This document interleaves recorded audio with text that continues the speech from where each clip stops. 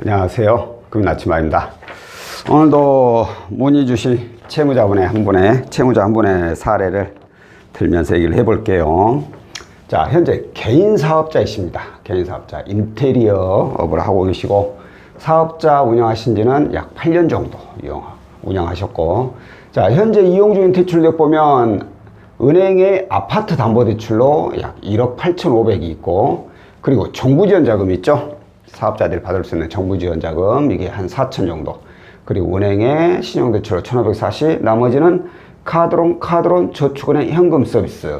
이렇게 이용하고 있어요. 이 금융권을 이렇게 이용하고 있다는 것은 곧 신용이 그닥 좋지는 않을 수 있죠. 신용점수를 여쭤보니까, 라이스가 767점, KCB가 668점. 뭐, 아주 나쁜 것도 아닌데, 뭐, 좋다고 표현하기도 좀 어려운 점수죠. 이분께서 문의 주신 내용은 추가 자금이 필요한 거예요. 추가 자금이 왜 필요하냐? 바로 생활비 때문입니다. 생활비. 자, 사업장을 운영하고 있는데 생활비가 부족하다. 이 뜻은 뭐가 되겠어요? 얘네들이 문제가 된다는 얘기죠. 얘네들. 카드론 2건. 얘네들 뭐 상한 기간 보면 뭐 짧으면 뭐 한정없이 짧겠지만 길어봤자 5년. 요즘에 5년이죠. 이전까지면 3년이죠. 그리고 저축은행, 현금 서비스. 이 금액들을 이것만 해서 얼마죠? 얼마였겠지? 이것만 해가지고 5,600만 원이에요. 이 금액이 원리금 균등으로 상환하니까 당연히 부담스러울 수밖에 없죠. 그래서 사업으로 인한 돈은 어찌 보면 빚 갚는 데 쓰는 거고, 대출 받아서 생활비를 또 줘야 될 거 아니에요? 사모님한테. 그래서 이 생활비가 부족해서 대출 받겠다 하시는 거예요. 근데 제가 봤을 때는 이 생활비, 이걸 이용하기 위해서 대출 신청한다는 것은 근본적으로 해결 방법이 아니죠. 문제가 있죠. 왜? 이거 자체가 지금 문제인데, 여기에다 예를 들어서 생활비까지 또 추가로 하나 더 생겨봐요. 그러면 납입 금액은 이제 더 늘어나게 돼. 뭐 생활비가 추가 대출이 나올 수 있을지도 모르겠지만, 그러면 이분은 다음 달에 더더욱 힘들어져요, 이제. 지금보다 더 힘들어져.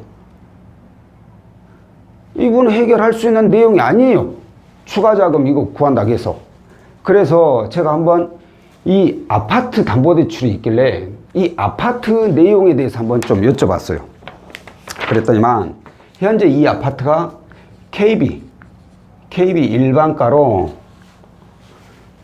4억 2,500만 원이 가고 있고, 지금 이 아파트로 해가지고 설정되어 있는 금액, 이 금액으로 설정이 돼 있는 금액이 설정이 2억 2천만 원.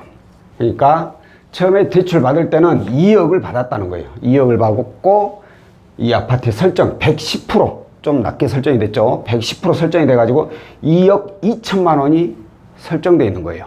설정 금액이 중요한 이유는 후순위로 담보대출이 가능한 금액을 확인하기 위해서는 이 설정 금액으로 따지기 때문이에요. 남아있는 잔액으로 따지는 게 아니라. 자, 설정이 2억 2천. 그러면 요즘 나오는 후순위 담보대출 LTV가 보통 약 80%, 개인 사업자의 경우 80%가 이용이 가능할 수 있기 때문에 이 KB 일반가 이거 80%로 따지면은 3억 4천만 원 정도 됩니다. 4천만 원.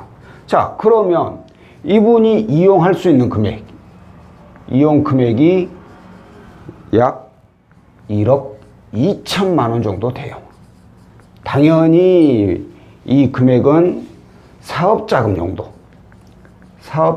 용도이기 때문에 이걸 받아서 이걸 상환하겠다고 하면 대출이 안 되죠. 오로지 이 금액은 사업자금 용도, 내가 내 사업장을 운영하는데 그쪽으로 써야지 다른 데로 쓰면 안 되는 거예요. 하지만 1억 2천 다 안 써도 되잖아요. 지금 가지고 있는 대출이 5,600이잖아. 그리고 뭐 생활비 필요하다겠습니까? 그래. 6천만 원 처음 다 치면 1억 이하잖아요. 1억 이하의 경우는 자금 용도 증빙을 하지 않아도 돼요. 내가 이걸 사업장으로 썼네 안 썼네 이런 용도 증빙을 하지 않아도 돼. 그렇기 때문에 이 대출 받아서 이걸 상환해도 무리가 없다는 거예요. 그럼 답 나왔잖아요. 아파트 담보대출로 해가지고 이걸 상환을 해버리게 되면은 당연히 현재 이용하고 있는 것보다 이율이 더 낮을 것이고, 사업자금 용도, 이 후순위 사업자금 용도의 경우에는 이자만 납부하는 상환 방식이 많아요. 그렇기 때문에 6천만 원에 대한 이자만 납부하면은 한 달에 납입 금액이 얼마 안 돼요. 지금에 비하면 어마어마하게 많이 차이가 나죠, 납입 금액이. 자, 납입 금액이 줄어들었어. 예를 들어서 이걸 이용을 해가지고, 그럼 어떤 효과가 발생되느냐? 일단 월 납입 금액에 대한 부담이 없어지기 때문에 생활하는데 여유가 생기죠. 납입 금액이 줄어드니까 생활비가 안 부족할 거 아니에요. 여유가 생기면 어떻게 돼요? 이렇게 추가로 또 대출을 받을 확률이 낮아지는 거죠. 여유가 있으니까 돈 나갈 일이 있어도 그 여유 좀 나가면 되는 거잖아요. 근데 납입 금액이 많아면 생활에 여유가 없어. 그러니까 제가 항상 그랬죠. 이렇게 건수가 많고 납입 금액이 많아지면 결국에는 빚을 갖기 위해서 빚을 낸다고. 이번 달에 생활비 주고 나니까 납입 금액이 없네. 그럼 또 빚 내야 돼. 납입금 내려고. 이러다 보면 계속 빚이 늘어나는 거예요. 이런 걸 미연에 방지할 수 있다라는 거예요. 그래서 제가 이분께 얘기했죠. 고객님은 다른 거 고민할 필요가 없다. 사실 지금 추가 대출이 나올 수 있는지도 모르겠지만, 왜? 기존에 이금융권 대출이 상당히 많거든요. 나올 수 있는지도 모르겠지만, 이보다 근본적인 원인은 얘네들을 다 없애버리는, 통합을 해버리는, 그걸 가능한지 봐야 된다. 그런데 고객님 다행히 아파트가 있고 해당 아파트의 시세가 높기 때문에, 현재 이용하고 있는 금액보다 높기 때문에 충분히 이걸 다 상환할 수 있는, 이금융권을 상환할 수 있는 여유가 되니까 이 아파트 후순위 담보대출 이용하시면 어떻겠습니까? 라고 여쭤봤는데 채무자분이 한숨을 먼저 쉬십니다. 그 이유가 뭘까요? 이렇게 대출 따는 걸 배우자분이 모른다는 거예요. 머리 아파 진짜. 이런 일이 종종 있죠. 배우자분이 모르는 대출이 있기 때문에 담보대출 받으려면은 배우자가 알게 될 건데, 이거 가능하냐? 배우자한테 알리면 문제가 생긴다. 이런 뜻이에요. 근데 사실 담보대출 받는다고 배우자분한테 알리진 않아요. 본인 소유의 아파트이기 때문에. 이게 공동명의라면 당연히 배우자분 소리도 들어야 되니까 알아야 되겠죠. 하지만 집으로 담보대출을 받기 때문에 배우자도 알아야 되지. 언젠가 또 들키게 되면은 일이 커지니까. 그래서 집사람이 좀 모르면 좋겠다 라고 하셨는데, 사실 이건 방법이 없어요. 사모님 몰래 진행할 수도 있어요. 하지만 나중에 사모님 등기부등본을 떼보면 알 수 있는 거겠죠. 그건 차후의 일이고, 문제는 이거예요. 이건 지금 사모님이 알아야 되느냐 몰라야 되느냐, 그 문제가 아니라는 거예요. 이 상황에서는 절대로 일을 해결해 나갈 수 없고, 처음에 이 채무자분이 문의 주신 추가 대출만 나가게 되면 아까 말씀드린 대로 계속해서 대출만 늘어나고 이제 더 이상 감당이 안 되는 상황까지 가버릴 수 있어요. 그러면 이래도 이러나 저러나 배우자한테 얘기를 할 수밖에 없게 돼.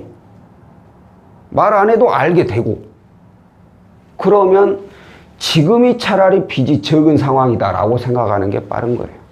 이보다 더 빚 늘려놨다가 그때 가서 알게 되는 것보다 차라리 지금이라도 알리고 나서 하루라도 빨리 이걸 담보대출 이용해가지고 이걸 없애야죠.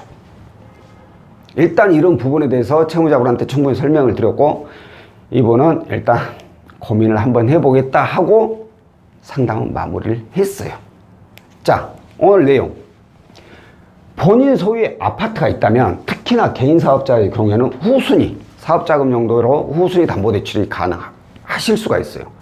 그걸 이용할 수 있다면 그거 가지고 이렇게 이자가 높은 이금융권 애들을 다 상환해버린다면 월 납입 금액도 줄일 수 있고, 그리고 추가 대출 받을 확률도 줄일 수 있다는 거예요. 다만 이게 배우자분이 알아야 되네 몰라야 되네 이런 걸로 고민하는 것은 제 생각에는 더 안 좋은 상황으로 빠질 수가 있기 때문에 하루라도 빨리 배우자분하고 상의를, 집이 있고 없고 떠나서 모든 빚은 그냥 배우자가 다 알고 있는 게 가장 좋다라는 거. 이런 거 꼭 이 부분 참고하고 계시고요. 자, 오늘 영상 여기까지고요. 다음번에 또 다른 내용으로 찾아뵙도록 하겠습니다. 고맙습니다.